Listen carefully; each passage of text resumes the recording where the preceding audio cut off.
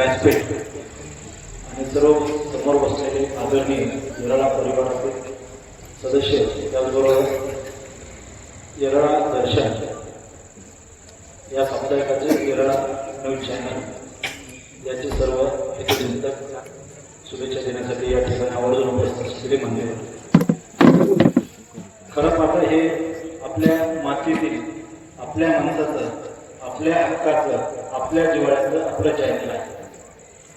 सामान्यातील सामान्य माणसाचा आवाज बुलंद करण्यासाठी आजचा हा येरळा न्यूज चॅनलचा 5वा वर्धापन दिन या ठिकाणी कृतज्ञता सोहळा संपन्न होत आहे. आणि या ठिकाणी मला येण्याचं भाग्य लाभलं. खऱ्या अर्थाने मी देखील कृतज्ञ झालो आणि माझा दिवस देखील आज खऱ्या मार्गी लागलेला आहे किंवा समाधानी झालेला आहे. या ठिकाणी हे न्यूज चॅनल आपल्यासाठी एक रोज अपडेट देणारं तर आहे, परंतु क्षीरसागर साहेबांची पत्रकारिता ही शोध पत्रकारिता आहे.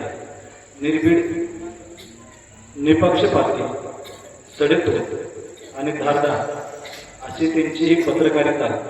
तिला पारंपरिकतेची आणि आधुनिक तंत्रज्ञानाची देखील जोड आहे.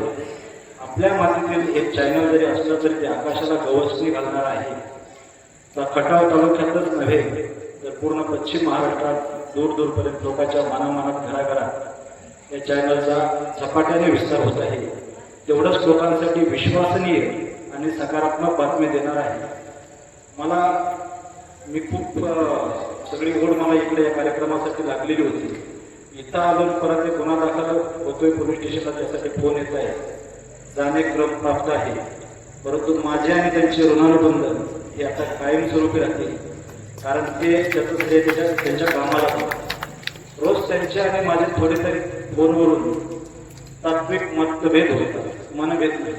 कारण मी माझ्या कामाशी एकनिष्ठ आहे, ते त्यांच्या कामाशी किंवा समाजासाठी बांधिलकी आहे त्यांची, म्हणून ते एखादा प्रश्न लावून टाकतात. खऱ्या अर्थाने माझी निष्ठा त्यांच्या ज्यावेळेस लक्षात येते की नाही हे बोलतात ते कायद्याची कसोटीवरून चाकोरीवर टिकणार आहे, त्यावेळेस ते बॅकफुटवर येऊन माझी पाठ धोका असतात. हे आमच्या दोघांतच माहिती. तर त्यांचा एक आम्हाला कायम जसा आधार आहे तसा त्यांचा एक प्रशासनावरती अंकुश देखील आहे. आणि ते लोकशाहीचा चौथा स्तंभ आहे. म्हणून लोकशाही कुठेतरी प्रगल्भ, सुदृढ आणि सक्षम आणि खऱ्या अर्थाने विकसित राष्ट्राकडे वाटचाल करण्यासाठी ते एक जबाबदारीने त्यांचं काम करत आहे. आपला सर्वांसाठी हे घोषणा वाचणारं चॅनल आणि त्यामधून जे काही आपल्यासाठी या जे काही समाजाची जडणघडण आहे किंवा जे काही खटाव तालुका असेल किंवा सभोवतालचा परिसर आहे याच्या विकासामध्ये त्यांचा एक फार मोठा मौलिक वाटा ते या ठिकाणी नैतिकतेने जपत आहे आणि वृद्धिंगत करत आहे. त्यांची लेखणी ही कुणाला कमी लेखण्यासाठी अजिबात नाही. मी सुरुवातीला जे जबाबदारी शब्द वापरलं की सकारात्मकता आणि निपक्षपातीपणा आणि तेवढाच धारदारपणा हे त्यांच्या लेखणीचं वैशिष्ट्य आहे. त्यांचा कल कुठेही नसतो, परंतु सत्याच्या बाजूने असतो. आमच्याकडे काय घडतंय किंवा इतरकडे काय घडतंय हे त्यांना आगाऊ त्यांची माहिती असते किंवा त्यांच्यावर पोहोचलेली असते, परंतु आमचं काय मत आहे आणि त्यात कितपत सत्यता आहे, कितपत फोलपणा आहे याची चाचपणी करण्यासाठी त्यांचा एक कॉल आम्हाला फक्त एक फॉर्मॅलिटी म्हणून नसतो. हे मी या ठिकाणी आवर्जून सांगेन. खऱ्या अर्थाने त्यांना माझ्या खूप खूप शुभेच्छा आमच्या पोलीस दलातर्फे आणि व्यक्तिगतरित्याही. असे डाऊन टू अर्थ माणसं हे जपणं, त्यांना सर्वांनी सहकार्य करणं हे आपल्या समाजासाठी एक गरजेचं असतं.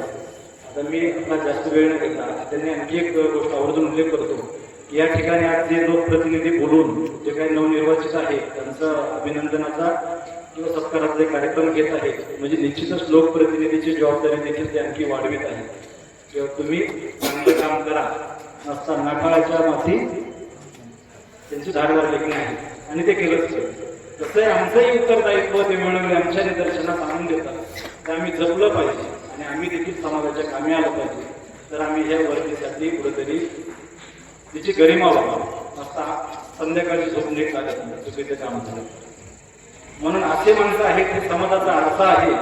अशा माणसांच्या अशा या वर्धापन दिनाला मला खरोखर येण्याचं भाग्य लाभलं.